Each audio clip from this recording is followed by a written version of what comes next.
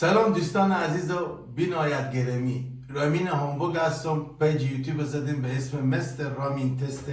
از این بعد ما که داخل این پیج یوتیوب به شما ویدیوهای آموزنده، اگر آشپزیه، اگر اجتماعیه، ویدیوهای ما هدف ما از این هست که داخل این کانال به شما ارائه بدیم که هم لذت ببریم، هم وقت شما هدر نره و هم که قابل دیدن باشه. امروز آمده برای شما یک کله پاچه درست کنیم. کله پاچه همه ما شما درست میکنیم، استفاده بکردیم. بعضی از این غذای لذیذ و این کلسترول خیلی بالا دوست ندارم، ولی من به شما قول میدم این مدل که من میگم جور کنیم، چون وقتی کسی که ببینه برای قطعه کله پاچه اینقدر وقت میذاری و اینقدر تمیز و بیدشی درست میکنی، به شما قول میدم اما کسی هم که کله پاچه بعد میاد یک بار امتحان کنه. کله پاچه همه درست کردیم، به رستوران هم زیاد رفتیم بخوردیم، ولی همیته که میفهمیم به اروپا کله پاچه تازه نیه. این کله پاچه های پلاونده هم که هست اینا همه یخزده، الله اعلم که چند وقت به فریزره و زیاد از مردم که کله پاچه میخرم یک شیشتر میکنم میندازم به دیگ و این یک چیز خیلی اشتباه خیلی بزرگه. کله پاچه یک غذایی هست که با کلسترول خیلی بالای و زیاد به بدن فایده داره، اما اگر تمیز نکنیم و بیدشی جور نکنیم به بدن شما فایده که نداره، هیچ چیز ضرر هم داره. کله پاچه هایی که اینجا شما تهیه میکنیم پلاونده هم که باشه، دوربین بیاد جلو که ببینم دوستان عزیز، نرم موی داره. شما پلاونده هم که بخریم نرم موی داره و شما لازم حتما بخونه هم ما شما از این گازا مایع هست، این سری هم همه جا پیدا میشه. پس شما وقتی که این کله پاچه میخرید یک پلاوندن خود شما اکسترا بکنید که همین نرم مو اینا شال اینا همه بره. و شاید بپرسیم چرا کله پاچه نیست کردی؟ کله پاچه بیشتر جاها که میری نیست نمیکنه، همون سالم میندازم، خود دندون و قلبا دماغ اینا. کله پاچه ما شما گوشت لازم داریم، دماغ و پوزی نمایم بخوریم، پس بهتره که از جای دندون بریده شوه و وسط نیست شه، چون کله پاچه به داخل خوکه از خیلی حدود داره، مخصوصا این قسمت ها، و وقتی که این شما وسط نصف کنیم و همه جای ایت مقبول بشوریم، مخصوصا میبینیم که این سولاخ هایی که اینجا از برای نفس و اینا همه نرم موی داره، بیخ چشما. پس بهتر از که شما کله پاچه وسط نصف کنیم، مغز جدا کنیم. وقتی مغز ریت جدا کنیم، مغز باز به داخل توری به تا دیگ به شما یاد میدم پخته میشه. پس در قدم نخست حتما کله پاچه وسط نصف کنیم، از اون جایی که میخوریم بگه نصف کنیم، مغز جدا کنیم. با این دستگاه یک دونه آتیش روی بگیریم، خودشون بپلونیم اکسترا، بعد بشوریم. میایم به قسمت پاچه. دوستان عزیز، چی پاچه گوساله باشه چی پاچه گوسفند، دوربین بیا جلو که ببینم، میبینیم این پلاونده شده آماده، اما میبینیم اینجا نرم مو، میبینیم این مو داره، این مویه.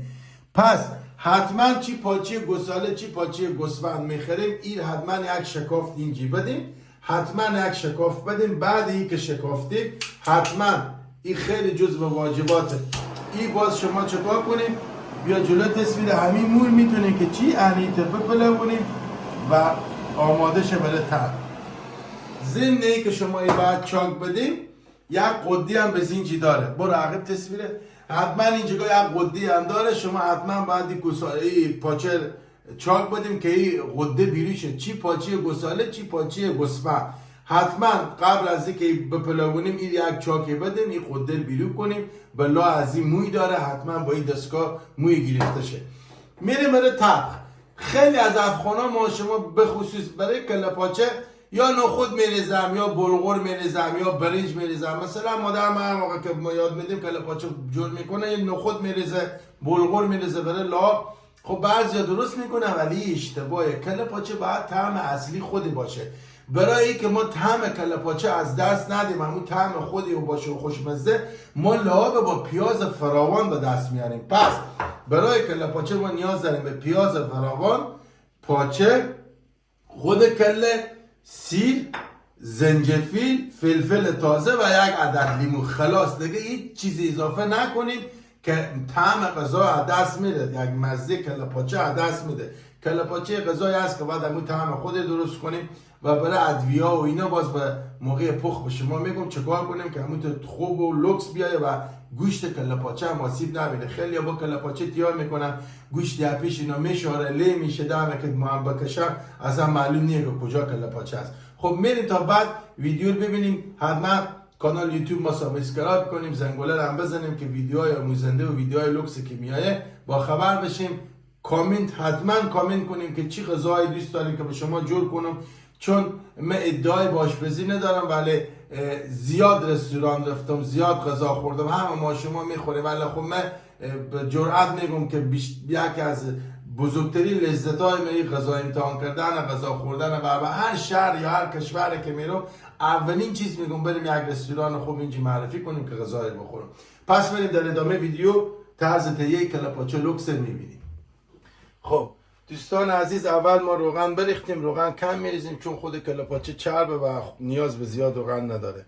پس اول پیاز فراوان، پیاز نترسیم، هرچی پیاز بیشتر بریزیم لاب میده، دوست ندیشتیم پیاز جانه میکنیم. و ما چرا اول پیاز ریختیم؟ خیلی از همشهری‌ها یا فارسی زبانا کلپاچه میریزم، پیاز هم خون میریزم، در بسته میکنم. پیاز باید شل شه، پیاز اگه شل نشه بعد به تا آبگوش آب کلپاچه به زیر زبان شما بیایه یا به دهن شما بعد شما میایه.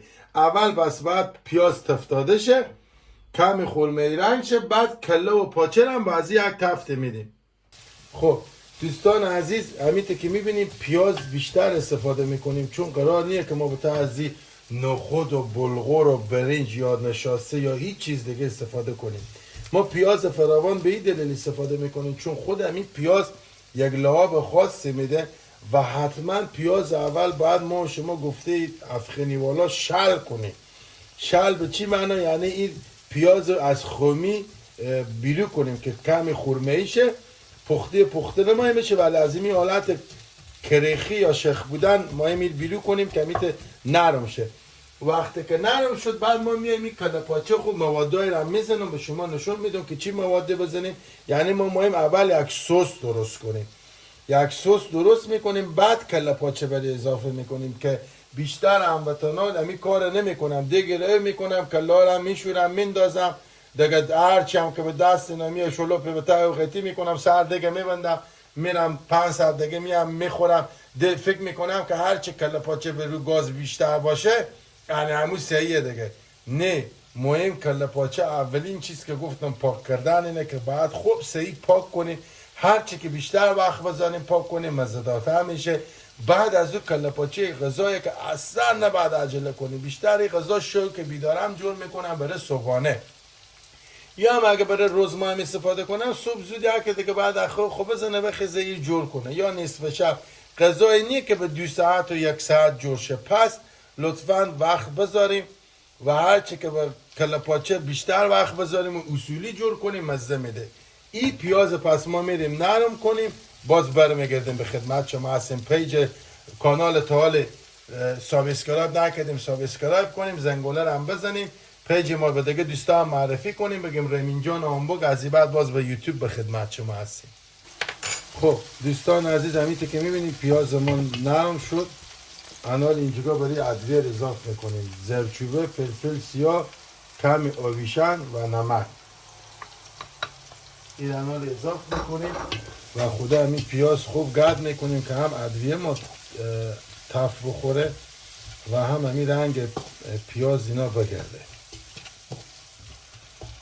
خب همیته که گفتم انال ادویه رو خود پیاز کمی تف میدیم که خوب همین ادویه خود پیاز تف بخوره که به خورد همین پیاز بره و اشک پیاز هم بیرو شده. 2-3 دقیقه هم در دیگه میبندیم که کمی ایت باز گفتن میانه پیاز کمی عرق کنه. 2 دقیقه میبندیم بیشتر نه که با پیاز تر نگیره. خب انال به این درجه که رسیدیم کمی زیر گاز خود کم میکنیم، به روی 4 یا 5 میذاریم. کلپاچه هایی که پلوندیم و شوشتیم و پاک کردیم مقبول همیت میچینیم و شور نمیدیم چون وقتی که شور بدیم بیستا و پس اینا میشاره، همون بافت گوش به هم میرزه. وقتی که آب برزیم خود همین مواد و زوز خود هم قطعی میشه. مقبول اینا ریتن میچینیم، زردک خور کم میکنیم، مقبول اینا همیت بود سر میچینیم. خب دوستان عزیز، همیت که گفتم مواد مقبول میچینیم. این شکمبار هم که مقبول همیت پاک شوشتیم پاک کردیم، شکمبار هم به دوری میندازیم. این فلفل هم تند دل بخواه که هر چقدر مهم تند باشه من یک دوست دون از استفاده میکنم چون زیاد تنده. فلفل را میندازیم و زنجبیل را کمی بعد خودترک کنیم که باز بعدا بشه ور داریم، یا رنده کنیم یا میتونیم خود اسلاید ریزه کنیم. خب دوستان عزیز، حال وقته که می اوی که به جوش آوردیم اضافه میکنیم. بعد همین مواد شما و لطفا آب کله پاچه خیلی مهمه که یک دفعه استفاده شده، چون اگه چند بار استفاده کنیم طعم و مزه میره و می یک دفعه همین مواد شما باید همین لب به لب او باشه، باید به زیر آب باشه و یک کتری که او جوش یک و نصف کتری او جوش بریزیم اوکی میشه. خب دوستان عزیز، یک دونه لیمو امنی هیچ بیشتر نه، چون این آبگوشت نیه، فقط یک دونه لیمو امنی که همین بوی زخم و طعم بگیره و 2 دانه هم چوب دالچین، بیشتر از اون نرزیم. 2 دانه چوب دالچین و 1 دونه لیمو امنی، هرچی که اضافه برزیم طعم آبگوشت میره. و اینجا هم که میبینیم آب دیگه ما شما کم بود، کم دیگه هم اضافه میکنیم که مواد به زیر آب شه دیگه کاملا صحیحه. و مهمترین کار چیه؟ مهمترین که چوب دالچین هم انداختیم، آب هم ریختیم، مواد هم اضافه کردیم. دوستان عزیز، فولیه این خیلی چیز مهمیه که هیچ کدوم متاسفانه از دوستان نمیگذارن. به دیگه بخار گوشت زود پخته میشه، مزه و کیفیت میره. کله پاچه غذایی که باید به دیگه نرمال پخته شه، ولی اما وقتی که این فولیه شما میزنیم این 2 کار همزمان انجام میده، هم دیگه نرمال هست و این فولیه باعث میشه که زودتر بخار کنه و بیتر هم پخته شه و همون کیفیت گوشت شما هم صدمه نزنه. پس حتما سر دیگه فولیه بسته کنیم و بمانیم، زیر دیگه هم به رو شیش کنیم و انال دیگه مدت زمان بدیم بین 2 تا 3 ساعت، باز بیایم سر بزنیم، ولی با 3 ساعت دیگه همون تو خوب علیسه همون تو کله پاچه لوکس به شما تحویل میده. دوستان عزیز، یادم رفت که این مغزا به شما نشودم، این تورا که هست مخصوص آشپزی، مخصوص غذای مغز که قدیم جور کردیم، مغز داخل تور میکنیم میخذاریم داخل از این آب، دوباره پس همین سر میبندیم. این تورا رو میتونیم از هر جای بست داریم دیگه، خانما شما میفهمن، من نمیفهمم از کجا تهیه میشه، ولی خب همین تورا مال غذای مغز داخل تور میکنیم، به یک گوشه دیگ میزنه که بعدا گوشت شما جور شد و مغزم آمادیه، به روی آب مغز اضافه کنیم.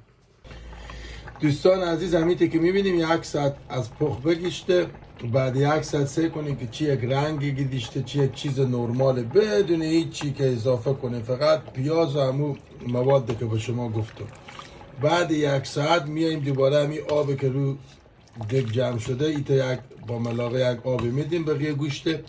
به هیچ عنوان دوستان عزیز شور نمیدیم، چون این گوشت ما همیته بچیندیم، همیته ما این گوشت سالم بر میداریم، بعد پاک میکنیم. موقع پاک کاری باز میام به شما میگم. انالی بعد 1 ساعت گوشت ما 50% بپخته، 50% دیگه بمونده. مغزار هم که میبینین یعنی همیته مقبول به تا طوره به این گوشه گیدیشتیه که بعدن که پخته شد موقع سرو مغزار لازم داره. سعی کنیم. به به به به.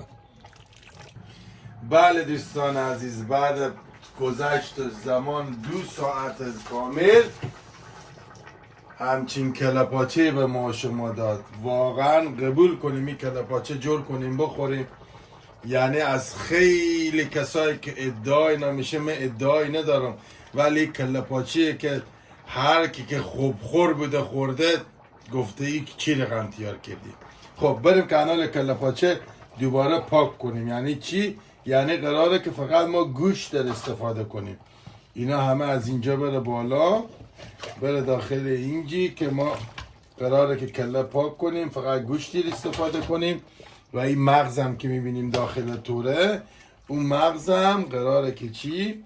بعد بیای رو کاسه. به به، جای هم شما خیلی حتما درست کنیم بخور. و پیازای هم که همیته میبینیم دوست ندیشتیم، پیازای میتونه البته کاملا وا شده پیازا، ولی خب شاید بعضی دوست ندیشته باشن فقط آب بکشیم. این هم که پاچه های سیکسی، پاچه های خوشگل، پاچه های تو دل برو. شکمبار هم که میبینیم، همون تو شکمبار هم کف دیگه و میتونیم استفاده کنیم لذتشو ببریم. این هم از شکومبا. خب ما برو کله پاچه پاک کنم، باز میام به خدمت شما. آب بگیر ببینین که چه آبی به شما داده. این طعم کله پاچه واقعیه، بدون نخود و بلغور، و اینم مغزه که به روی کاسه ریخته میشه که طعم واقعی کله پاچه بفهمید. خب امیتی که میبینید دوستان عزیزی تا پخته میشه. خب امیتی که تکون میدیم ایت گوش میریزه، یعنی استخون جدا گوش جدا، چشمم در میاریم پاک میکنیم، یعنی فقط توی سینی گوشت کامل، گوشت پاک کردن میبریم جلو میمون. این میشه یه پرس کله پاچه مشتی. امیتی که میبینید بناگوش میگه مره بخوریم دعا کنیم. به این میگم کله پاچه عیونی، به هیچ کله پزی پیدا نمیکنیم.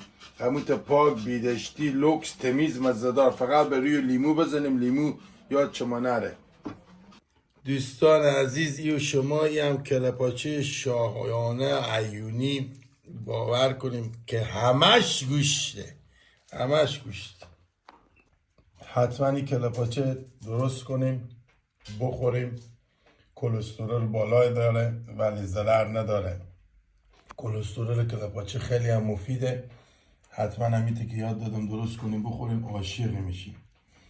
100% با نون لواش اگه داریم. یک لقمه به جا همه بزنم. یم یک تکه بناگوش از جا همه شما. به به.